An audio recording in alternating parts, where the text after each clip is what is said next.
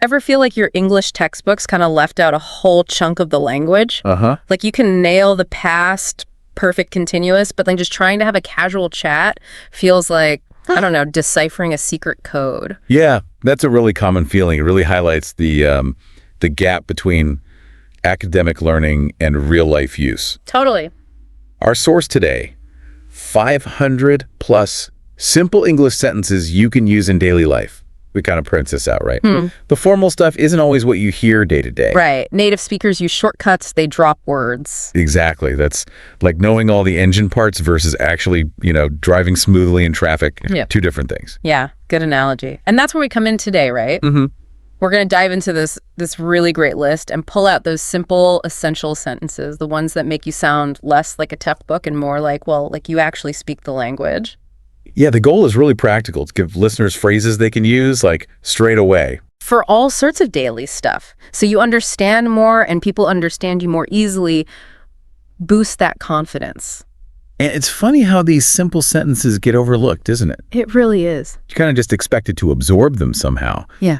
But breaking them down, looking at how native speakers actually build these quick communications, that's really useful. Okay, so let's start at the very beginning. Greetings, introductions, the absolute basics. Can't get more fundamental than that. The source gives us the obvious ones, of course. Good morning, good afternoon, good evening. Depending on the time. Yep, the time of day standards. But then it moves into actually, talking to someone. Right, those first few words that set the tone. So you've got the standard, hello, how are you? Almost automatic, that one. Yeah, and meeting someone new. Hi, nice to meet you. Very direct, very friendly. Common. And then the info gathering starts. Uh-huh. What's your name?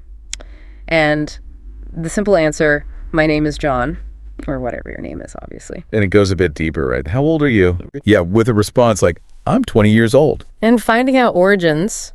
Where are you from? I'm from India. Or wherever. These are super common when you first meet someone. They really are. It helps you kind of place the person, get a little context. Exactly. In any language you do this, right? Establish the basics. And the English versions here are very, very direct. So what else for introductions? What about what people do? Yeah. What do you do? Leading to, I'm a student or I'm a teacher, whatever it is. And maybe some slightly more personal stuff. Sure. Things like, are you married? With answers like, no, I am single. Or asking about family. Do you have any children? Yes, I have 2 kids. Simple questions, but they cover quite a bit of ground. They really do. Build a quick picture. It's interesting how direct these questions can be early on in English conversations compared to maybe some other cultures. Yeah, good point. And then wrapping up that initial chat. You might ask, how was your day? And get a nice polite reply, my day was great, thank you. And the classic casual goodbye for now. See you later. So those act like little conversational bookends, don't they? Exactly. Nailing those beginnings and endings really helps with confidence. Shows you can handle those first steps. Okay, so greetings handled. What about just talking about your day, your routine? The source has some great stuff on that. Yeah, moving beyond just hello into describing your life a bit. Very useful. So it starts with waking up. We get up at 7 a.m. Then through the morning routine, brush my teeth. I take a shower. I get dressed. I have breakfast.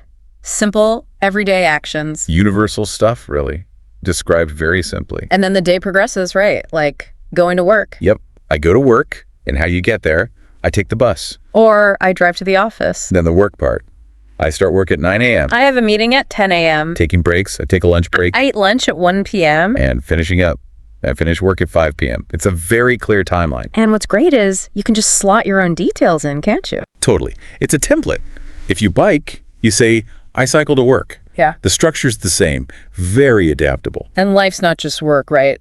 The list keeps going. Of course. Yeah. After work, I go to the gym. I exercise for an hour. I go home. Evening routine. I cook dinner. I watch TV. Or I read a book. And finally, I go to bed at 10 p.m. Paints a whole picture. And knowing these helps you talk about yourself, but also understand others when they talk about their day. Absolutely. Big boost for comprehension and sharing. Okay, let's switch gears. Shopping. Super practical area. Oh, yeah. Essential. The source starts with just finding a place. Where is the nearest grocery store? You might ask that on day 1, somewhere new. Definitely. And once you're inside. Basic needs. I need to buy some milk. And the big one? Cost. How much does this cost? Notice how direct that is. Yeah, you could say, could you tell me the price? But how much does this cost is just faster, more common in that situation. And paying. Do you accept credit cards? And can I have a receipt, please? You'll use those constantly. Yeah. What if you're looking for something specific? I am looking for a gift. That tells the shop assistant what you need help with. Or clothes shopping. What size do you wear? Followed by, can I try this on? Very common request. And everyone loves a bargain. Right. Is there a discount on this item? Always worth asking. What about other common shopping needs? Things like, I need some vegetables. Or asking for help. Can you help me find this product? Clear, simple, gets the job done. And checking the total. How much is this in total? Or seeing if there are deals. Do you have any offers today? Navigating the store too. Where's the fitting room? Getting a cart. I need a shopping cart. For specific needs, do you sell organic products? Or convenience, can I get this delivered? And just basic info. What time do you close? Very handy question. These phrases really empower you, don't they? Make you feel more in control. Yeah, definitely. And then there's handling returns. I would like to return this item. Polite, but clear. Or checking sale prices. Is this item on sale? Knowing these just makes the whole process smoother. Much smoother. Okay, shopping done. Feeling hungry now. Dining out. Let's eat. First step, getting a seat. I would like a table for two, please. Adjust the number as needed, obviously. Standard opening line. Then you need to know your options. Can I see the menu, please? And ask me about chef's choices. What are today's specials? Then decision time. I would like to order, followed by your specific choice. Like, I will have the chicken, please. Simple drinks too. Can I get a glass of water? Or maybe, I would like a coffee, please. And when you're all done, can we get the check, please? Essential phrase, that one. Absolutely. What about dietary needs? The source covers that, right? Oh yeah, very important. Is there a vegetarian option? Or do you have any vegan options? Asking about spiciness. Is this dish spicy? And maybe requesting less heat. Can you make it less spicy? And critically, for safety, I have a food allergy. Yeah. Vital to know how to say that clearly. So important. What if you don't want to eat in? I would like a takeout, please. Or to go is also common. Good to know. And checking for extra costs. Is there a service charge?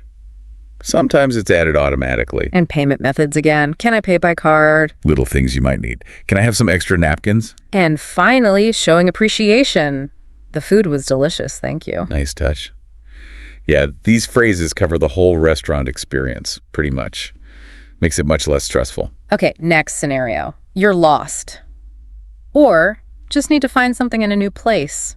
Asking for directions. Ah, yes. Incredibly practical. Starts politely, of course. Excuse me. Always a good start. Then the question, where is the restroom? A universal need. Definitely. Or bigger destinations.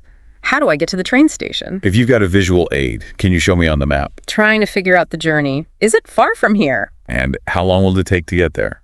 Helps you plan. If you're using public transport. Which bus should I take? Crucial question. Finding essential services. Where is the nearest ATM? Or finding your bed for the night. Can you give me directions to the hotel? Or maybe you need medicine. Is there a pharmacy nearby? Getting to major hubs. What is the best way to get to the airport? Thinking about walking. Can I walk there?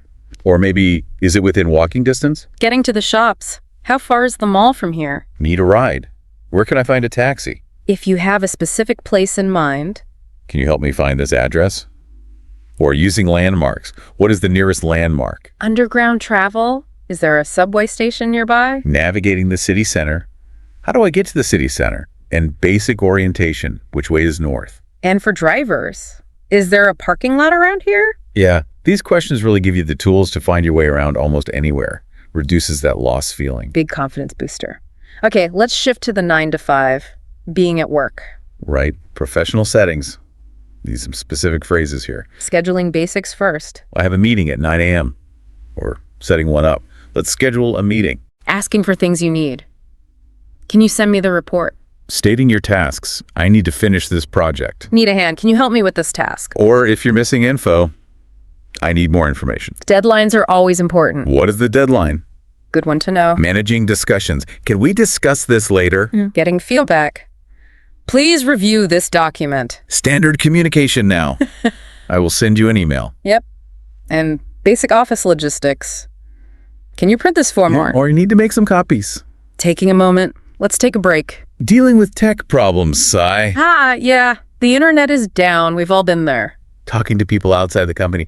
I need to call a client. Internal calls. Can you join the conference call? Informing your team about absence. I will be out of the office tomorrow. Or calling everyone together. Let's have a team meeting. Asking for backup. Can you cover for me? And managing shared work. Please update the file. This covers a lot of ground for basic workplace chat and tasks. Really helps you function smoothly in that environment. Okay, let's dream a little. Travel. Planning a trip. Ah, the fun stuff. Yes, the source has plenty for travelers. Starts with booking, right? I need a ticket to New York. And checking schedules. What time is the next train? Or what time does the bus leave? Finding out costs. How much is a one-way ticket? Then, navigating the airport or station. Where is the boarding gate? And after arrival, where is the baggage claim area? Asking for preferences. Can I have a window seat? Knowing the journey time. How long is the flight? Getting around once you're there. Where can I rent a car? Finding your way. I need a map of the city. Checking hotel perks. Is breakfast included? Getting local transport sorted. Can you book a taxi for me? These really tackle the practical side of travel, don't they? Definitely. And figuring out distances. How far is the hotel from the airport? Keeping track of time zones. What is the local time? Getting recommendations. Can you recommend a good restaurant? Staying connected. Is there free Wi-Fi here? Handling money. Where can I exchange money? Hotel procedures. What is the check-in time? And maybe asking for flexibility. Can I get a late checkout? Seeing the sights. Do you have a city tour? Knowing these just takes so much stress out of travel, lets you focus on enjoying it. For sure. Okay, now for something less fun, but really important. Emergencies. Yes, absolutely vital phrases to know, even if you hope you never need them. The most basic plea, I need help. Couldn't be clearer. Then specific urgent needs. Call the police. Or I need a doctor. Finding help nearby. Is there a hospital nearby? If you're disoriented, I'm lost. Or can you help me find my way? Losing important items. I lost my wallet. Or my phone is not working. Signaling a critical situation, I have an emergency. Or clarifying location, is this the emergency room? Locating medical supplies or help. Where is the nearest pharmacy? I need medical assistance. Reporting incidents. There has been an accident. Or needing urgent transport, can you call an ambulance? These are high-stress situations, so knowing the exact words is crucial. What about personal health emergencies? I am feeling unwell. Or meeting specific care. I need to see a dentist. Safety equipment. Is there a fire extinguisher? Good to know where they are. Contacting loved ones. I need to contact my family. Offering immediate help. Can you help me with first aid? And reporting illegal activity. I need to report a crime. It's a tough section, but knowing these could make a huge difference. Absolutely. Safety first. Right. Let's lighten the mood. Making plans with friends? Social stuff. Much better. Yes, lots of simple ways to arrange things. Suggesting classic outings? Let's go to the movies. Or a meal. How about dinner tonight? Simple invitation. More casual hangouts. Do you want to hang out? Picking a spot. Let's meet at the park. Shared activities. Can we go shopping? Checking availability. Do you have any plans for the weekend? Outdoor fun? Let's have a picnic. Or let's go for a walk. Or let's go to the beach. Maybe something more active. Do you want to go hiking? Home-based stuff too. Can you come over tomorrow? Or let's have a barbecue. Relaxing indoors. Can we watch a movie? These are all super common ways people suggest getting together. And checking general availability. Are you free this evening? Suggesting games. Do you want to play a game? Open invitations. Do you want to join us? Planning ahead. Let's plan a trip. Cultural outings. Let's go to the museum, or can we visit the zoo? Casual catch-ups. Let's go out for coffee. These phrases are the building blocks for a social life, aren't they? Makes it easier to connect. Definitely. Being able to suggest things and invite people is key to feeling part of things. And connection often involves sharing how you feel, expressing feelings. Yeah, another important section. Using simple words for emotions. Starting with the good stuff. I am happy. Or I feel great. I feel amazing. Good ways to share positivity. But we have down days too, right? Sure, I am sad. Or I am worried. I am lonely. Feelings of anticipation or unease. I am excited. Or I'm nervous. Low energy or irritation. I am tired. I am angry. I am frustrated. What about fear or lack of interest? I am scared.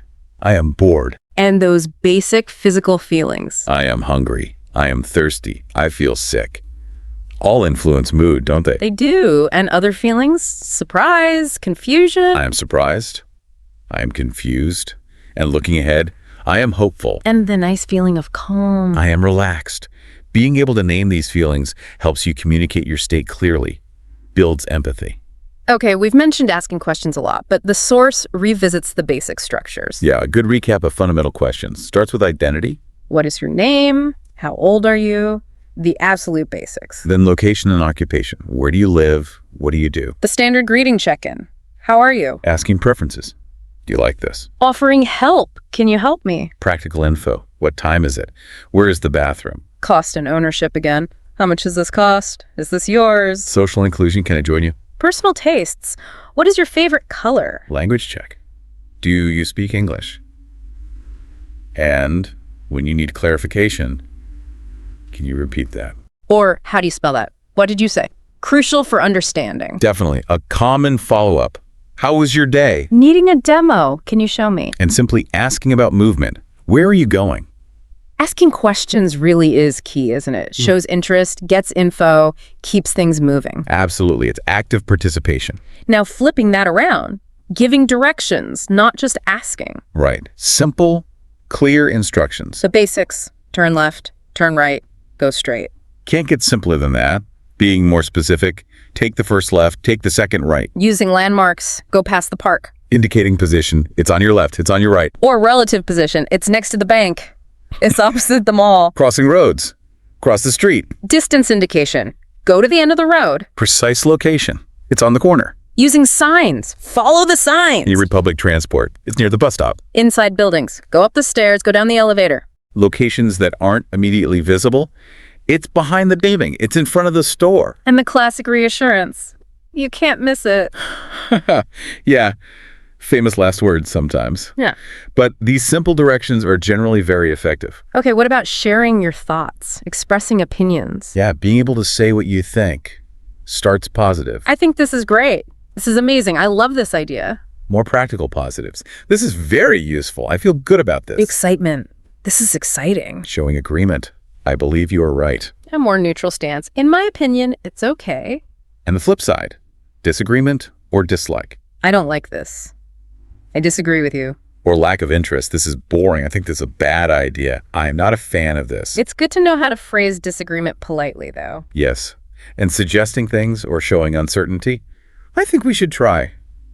I am not sure about this. I think we could do better. General reactions.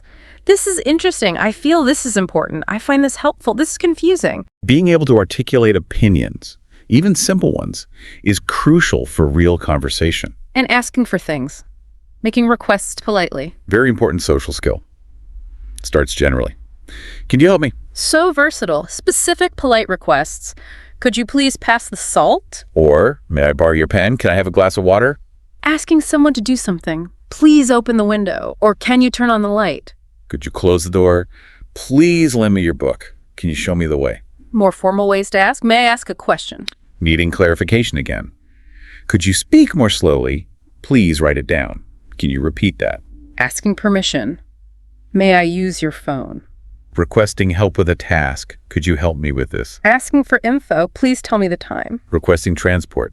Can you give me a ride? Asking to sit. May I sit here? Needing explanation.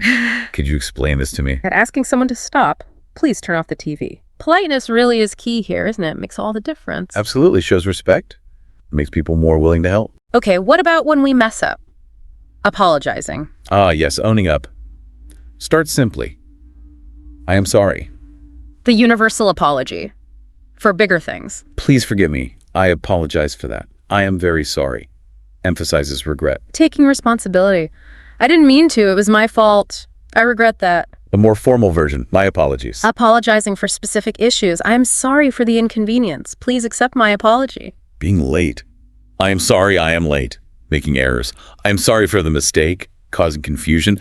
I am sorry for the confusion. I apologize for any trouble. I am sorry for the misunderstanding. What about hurting someone's feelings? I didn't mean to hurt you.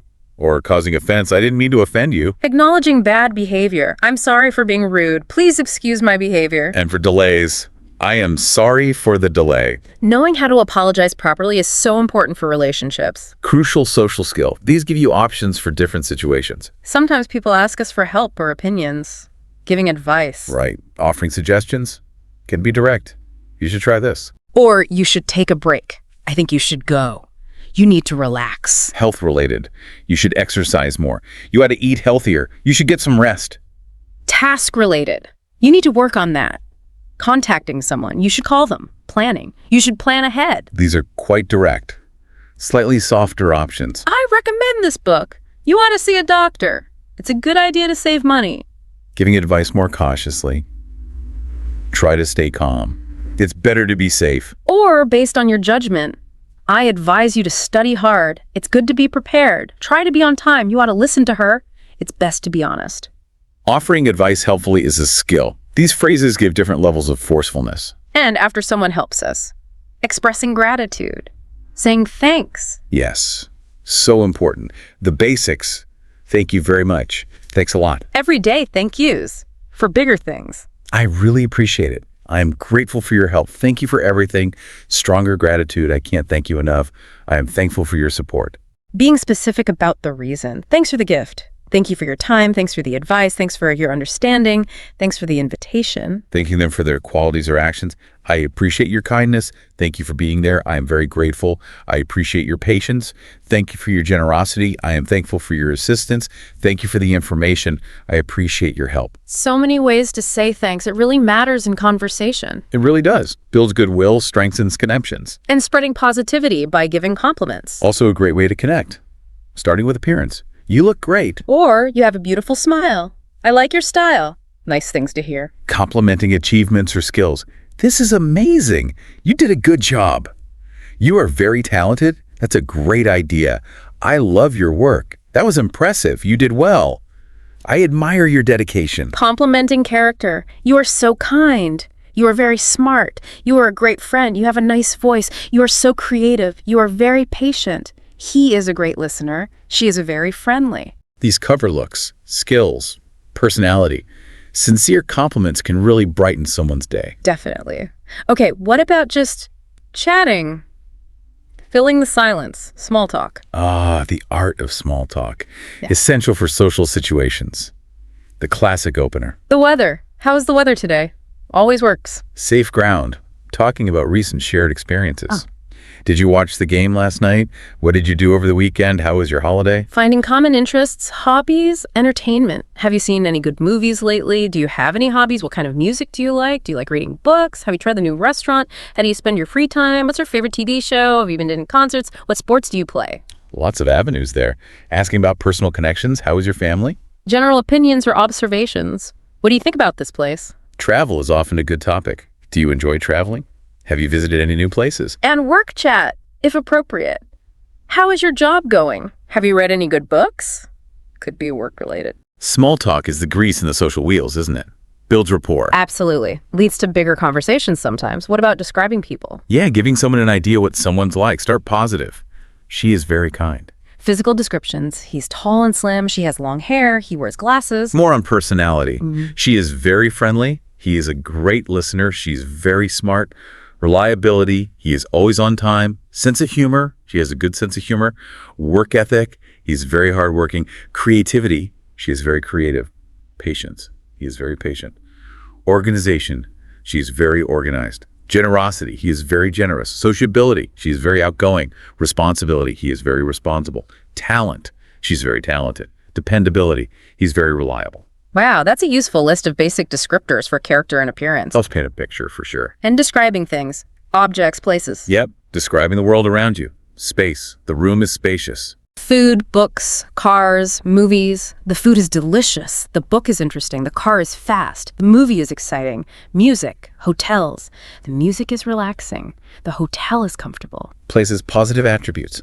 The house is beautiful. The park is peaceful. The beach is clean. The garden is lovely. The restaurant is cozy. Describing atmosphere or condition. The city is busy. The lake is calm. The shop is crowded. Physical attributes. The building is tall. The road is narrow. Views. The view is stunning. Events. The event is well organized. And back to the weather for describing the environment. Right, it fits here too. The weather is nice. It's sunny today. It's raining outside. It's very windy. It's quite cloudy. It's snowing. Temperature, it's hot today. It's very cold. It's a bit chilly. It's warm today. It's freezing. Conditions, it's humid. It's foggy. It's drizzling. General feel, it's a beautiful day. Mild weather. Sky conditions, it's overcast. It's breezy. It's clear skies. These basic adjectives and structures are super useful for everyday descriptions. Incredibly versatile, yeah. Communicate a lot with simple words. What about being proactive, friendly, making offers or invitations? Good one. Offering refreshments is common. Would you like some coffee? Or, can I get you something? Can I offer you a drink? Standard hospitality. Offering help. Can I help you with that? Do you need any help? Can I assist you with anything? Can I lend you a hand? Can I bring you anything? Different ways to offer support. Extending social invitations. Do you want to join us? Would you like to come along? Trying something together. Would you like to try this? Party invite. Would you like to come to my party? Meal invite. Can I take you to dinner? Activity invites. Do you want to go for a walk? Would you like to see a movie? Would you like to come over? Do you want to hang out? Would you like to join me for lunch? Do you want to go shopping? Would you like to go to the beach?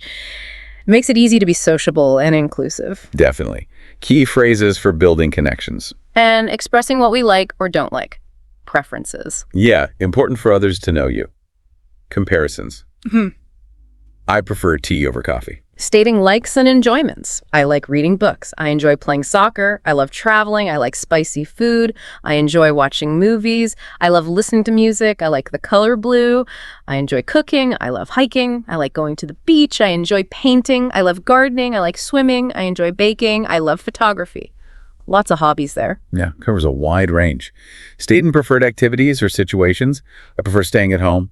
I prefer walking to driving. I prefer warm weather. Animal preferences. I prefer cats to dogs. Helps people understand you. Makes planning easier if you're doing things together. Exactly. Okay, one last category, and it's a really important one. Talking about health. Yes, being able to communicate how you're feeling physically. Starting with feeling good. I feel great today. Or improving. I am feeling better. I feel much better now. And the opposite. I am not feeling well. General fatigue. I feel tired. Weakness. I'm feeling weak. Nausea. I'm feeling sick. Specific symptoms. I have a headache, catching something. I caught a cold. Throat issues. I have a sore throat. Balance problems. I am feeling dizzy. Temperature. I have a fever. Digestive issues. I have a stomachache. Respiratory. I have a cough. Allergies. I have allergies. Actions needed. I need to see a doctor. Basic needs. I need some rest. Treatment. I am taking medicine. Action. I need to lie down. Urgent care. I need to go to the hospital. Being able to say these things is vital for getting help and letting people know what's going on. Absolutely essential for self-care and communication. Wow, okay. So we've gone through a huge range of situations there, from just saying hello to dealing with emergencies, shopping, eating, working, all using these simple sentences. What's the main thing people should take away? I think the biggest thing is that you really can communicate effectively in tons of everyday situations with relatively simple language. You don't always need complex grammar or fancy words. Mastering these basics gives you a huge confidence boost. Right. It lowers that barrier to just speaking. So what's the best way for listeners to actually use this? How do they practice? Practice is key. But don't try to learn it all at once. That's overwhelming. Maybe pick one section that feels most relevant right now. Like if you eat out a lot, focus on the dining phrases. Or if you're starting a new job, look at the work ones. Good idea. Focus on one area. Yeah, and then consciously try to use those phrases. Even if it's just saying good morning differently or asking, how much is this? Instead of pointing. Small steps. Makes sense. And maybe a final thought for people to consider. Well, while these phrases are a fantastic foundation, real fluency comes from, continuous use and exposure. So maybe think about how you can get more everyday English into your life. Is it watching shows without subtitles? Listening to podcasts? Trying to chat with native speakers online or in person? So keep practicing these basics, but also keep immersing yourself. Exactly. The more you use it, actively listen and speak, the more natural it all becomes. These sentences are the tools, but you've got to use them to build fluency. Welcome to the deep dive. Today, we're embarking on a really fascinating exploration right into the heart of something we all do every single day, communicate in English. You shared a brilliant resource with us, this collection called 1,000 English Sentences Used in Daily Life. from English study here. Yeah, it's quite a list. It really is a treasure trove of everyday expressions. And our goal today, our sort of mission for you listening, is to go beyond just the surface level. We want to uncover some of the, surprising nuances, the strategic choices we actually make when we speak. Absolutely. Because it's not just about knowing the words. Exactly. We want to help you not just understand these phrases, but maybe use them more effectively with a bit more awareness. And what's truly remarkable about this compilation, I think, is just the sheer variety. Yeah. So many ways to express seemingly simple ideas. Totally. And as we delve into these, you'll see how, subtle shifts in wording can really impact how a message lands. And how we connect with people, right? Exactly. It really highlights the dynamic nature of language itself. Okay, let's dive right in then. How about a phrase we hear constantly?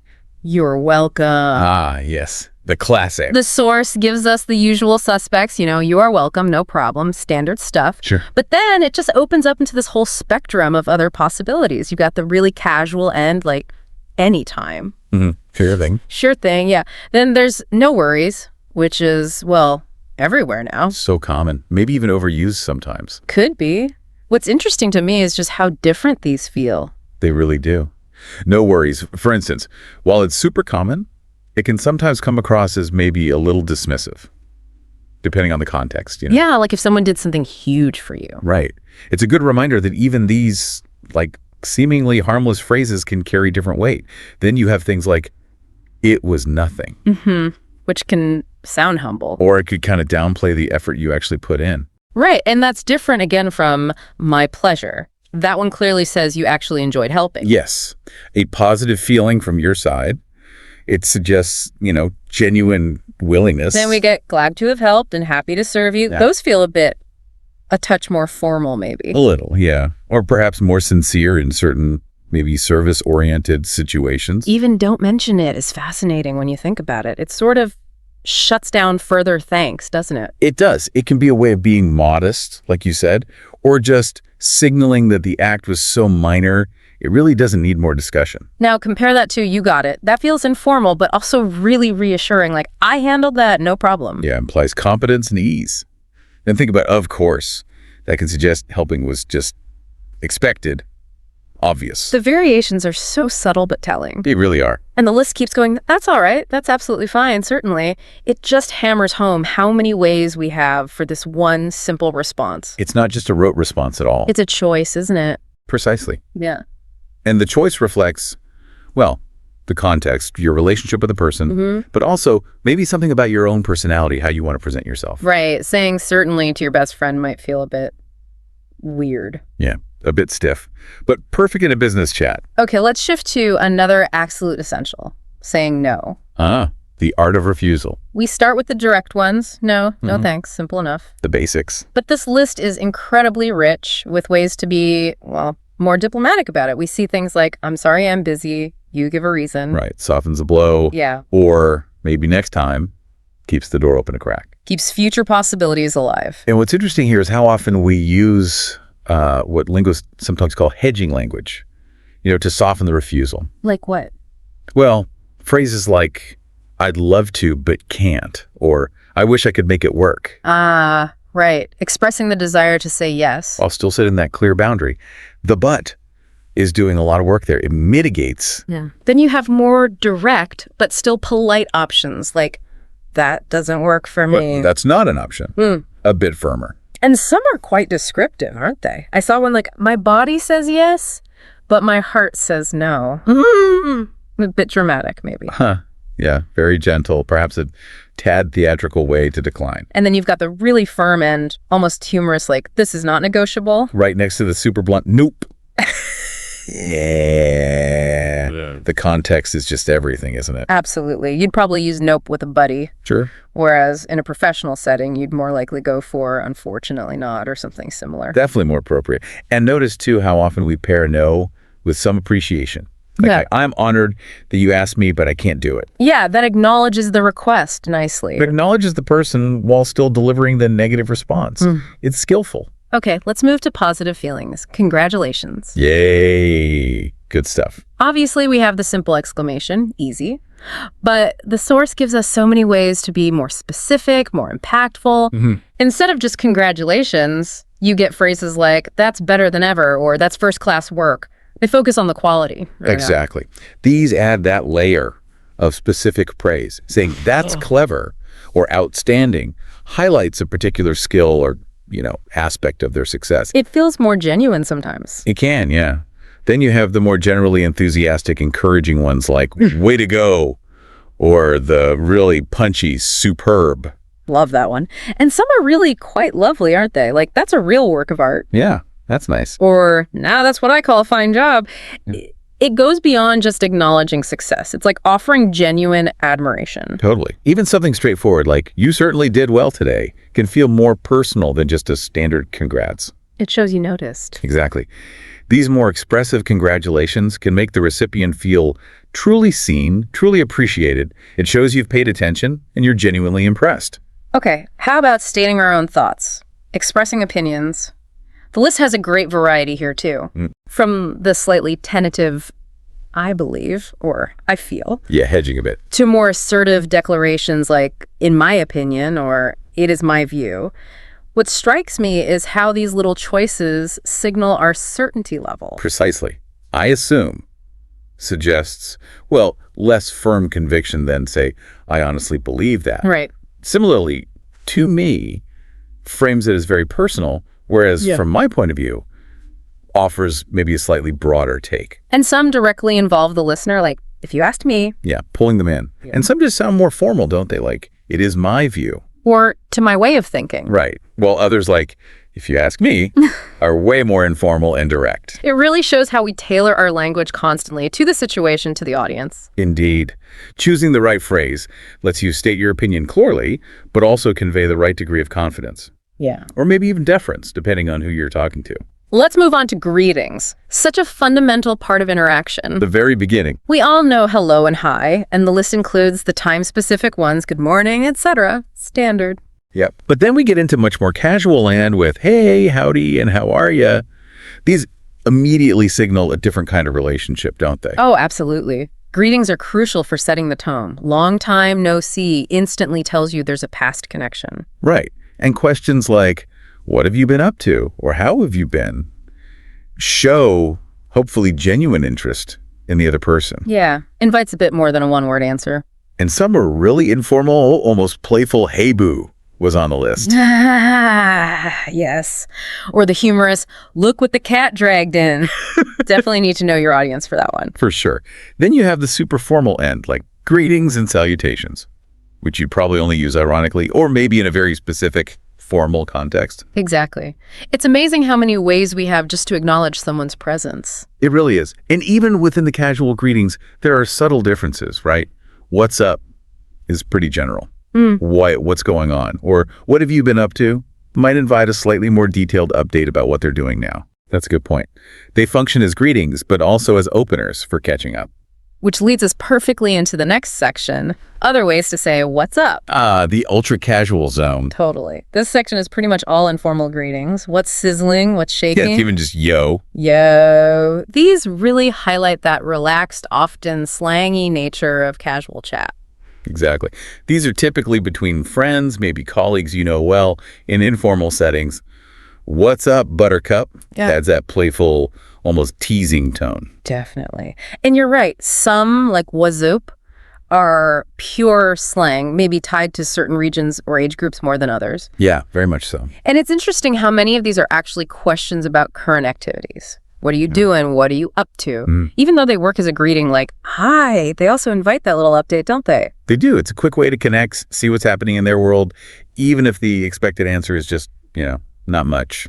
Okay, let's tackle agreement. Another big one. Showing you're on the same page. We start with the basics. I agree, yes. Simple. Check. But the list just explodes with ways to show different levels of agreement. From a simple yeah or yep. Casual. To a much more emphatic absolutely or definitely.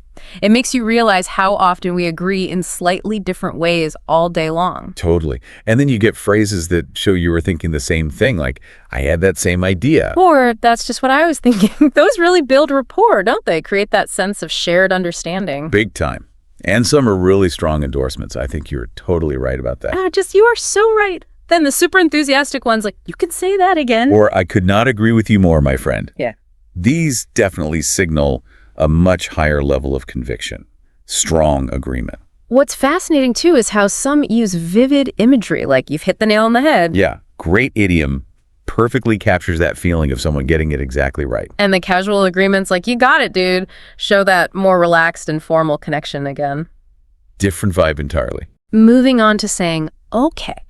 This list covers such a broad spectrum. It really does. From the simple okay and yes to more formal affirmations like approved. Or certify, very official. You can really see how context just dictates the choice. Okie dokie is clearly playful. Right. Whereas authorize is, strictly business or official procedure. And then you have options like satisfactory, acceptable, or adequate. The signal agreement, but maybe not, like wild enthusiasm. Exactly. It's an affirmation, but maybe a qualified one. It meets the standard. And some imply action or permission, right? Like go, permitted, or green light. Yeah, giving the go-ahead. It really highlights the versatility of okay. It's way beyond just simple agreement. It can mean understanding, compliance, permission. Precisely. Such a small word, but it does so much work. Now let's look at wishing someone well. Good luck. Sending good vibes. We have the standard best of luck, and then the theatrical break a leg. It's funny how we use that one, isn't it? Literally wishing someone harm. Huh? It is. Break a leg is a perfect example of how language gets these quirky, idiomatic expressions. A theater superstition, right? Right. Then you have the more straightforward, sincere wishes, like best wishes or wishing you lots of luck. Standard and warm. And some feel almost like blessings. Godspeed, for instance. A bit more formal, maybe older. And the playful pop culture one, may the force be with you. Can't resist that one sometimes. And then there are the really encouraging statements like, you'll do great. Or, you were made for this. Those go beyond just hoping for luck, don't they? They really do. They express confidence in the person. Exactly.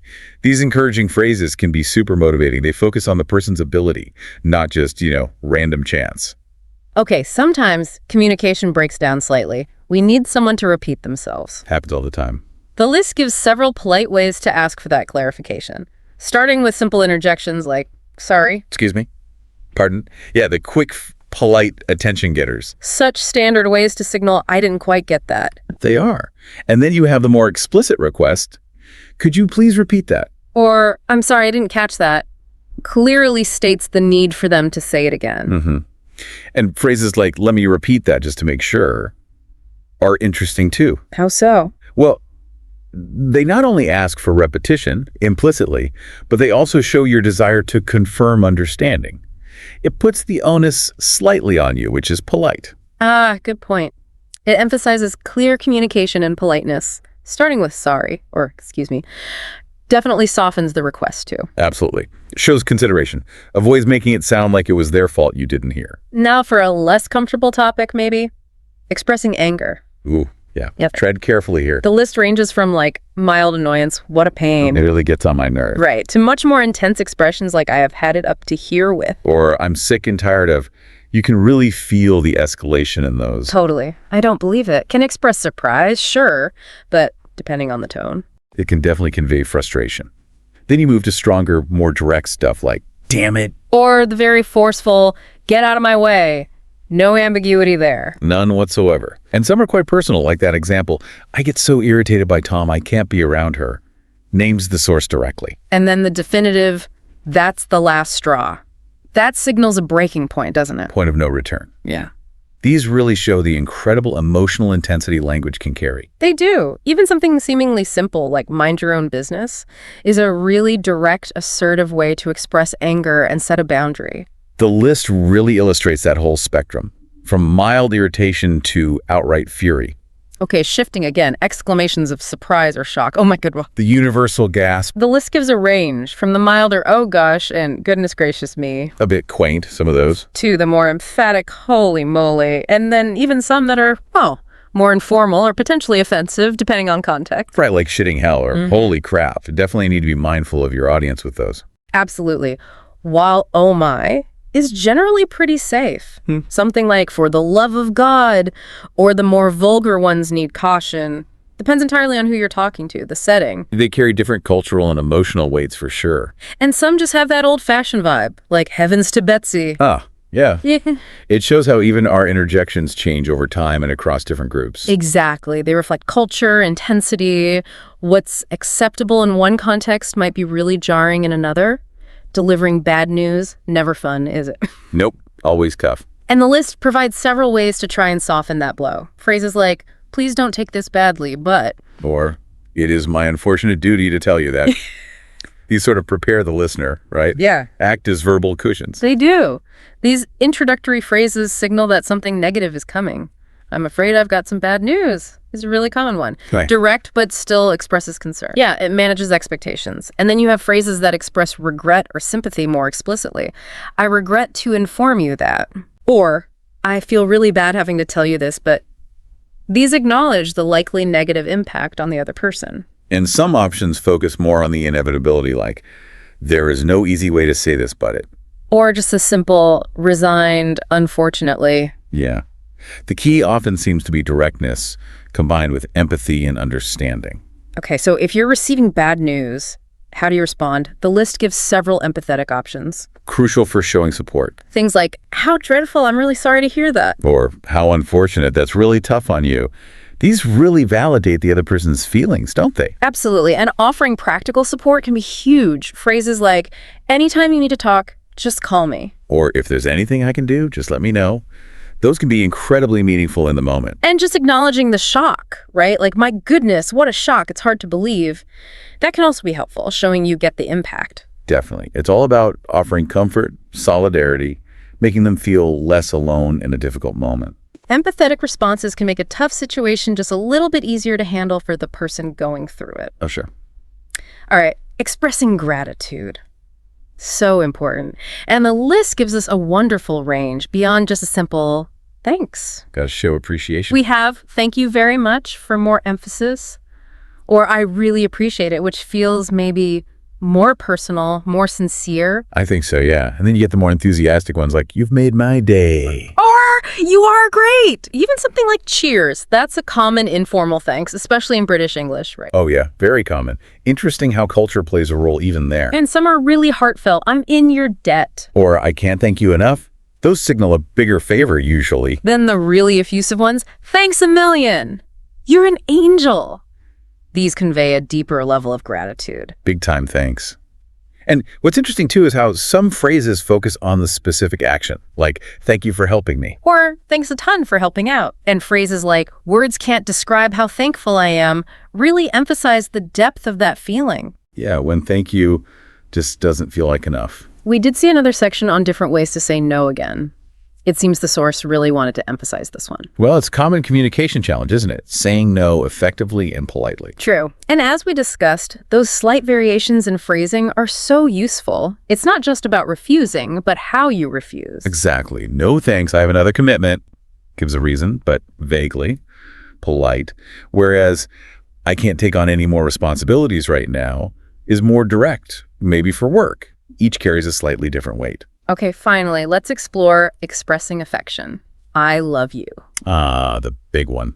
The list offers just a beautiful array of romantic expressions. From the tender, I adore you, I cherish you. to the more passionate, you set my heart on fire, or even, I can't live without you, really showcases the depth of human emotion. It really does. And what's lovely is the variety in intensity and focus. Some phrases emphasize deep respect and appreciation, like, I appreciate you. I respect you. Right. While others express that more intense longing, like, you are all I want. Or, I yearn for you. And some are just so poetic, aren't they? You are a dream come true. You bring happiness to rainy days. It really shows the beauty and, well, complexity of romantic love. Absolutely. And then you have the very direct, committed ones. You are my everything. You're the love of my life. Each phrase paints a slightly different picture of that feeling, doesn't it? Exactly. The choice lets you convey the specific nuance, whether it's deep admiration, intense passion, or that profound sense of connection and feeling complete. We also saw ways to say well done, which kind of echoed the congratulations section. Lots of overlap. Phrases like bravo, fantastic, good work, Huh. and more enthusiastic options like the stuff of champions. Or you rock. It's great to see so many ways to offer that positive reinforcement, that encouragement. Definitely. And similarly, other ways to say I miss you. That goes way beyond the simple statement, too. Yeah, much more evocative. Heartfelt expressions like you occupy my thoughts. I miss your laugh. Or the intense, my life is meaningless without you. These phrases really try to capture the depth of that longing and affection. The source also included a note about apparently 100 ways to say good job. 100. Wow. Right. We didn't list them all, obviously, but it just highlights the remarkable number of ways we have in English just to offer positive feedback. It really speaks to the importance of making people feel valued, appreciated. It does. It underscores how crucial positive reinforcement is in our daily interactions and the many, many subtle shades of approval we can actually express. Language is amazing. Lastly, we had asking for information in English. This covered a range of ways to pose a question. Getting what you need to know. From the direct, do you know, and could you tell me? Straightforward. To the more indirect, maybe more polite, I don't suppose you know. Or, I was wondering. These soften the request a bit. This really shows how we adjust our language to be more or less direct, depending on the situation, our relationship with the person. It's all about politeness and, strategy. Exactly. Yeah. Using phrases like, would you mind? Or, do you happen to know? Adds that layer of politeness, which can be really important, especially when you're asking for help or info from a stranger, maybe. Shows consideration. So, as we kind of wrap up this deep dive into the fascinating world of everyday English phrases, It's been quite the journey through the list. it has. It's just so clear that even our most common everyday interactions are filled with this incredible wealth of linguistic choices. And by understanding these different ways to express ourselves, hopefully you, listening, can communicate more clearly, maybe more engagingly, and ultimately just more effectively. Absolutely. And by paying attention to those subtle nuances we talked about, Yeah. you can really enrich your own conversations, build stronger connections. It's about being more mindful, I think, of the power our words actually hold. It really makes you think, doesn't it? Which of these alternatives might you start using in your own daily chats? Consider how just a slightly different word choice could maybe shape your interactions. It's often in these subtle bits of language where we find those surprising aha moments Totally. and maybe gain a deeper appreciation for the whole art of communication.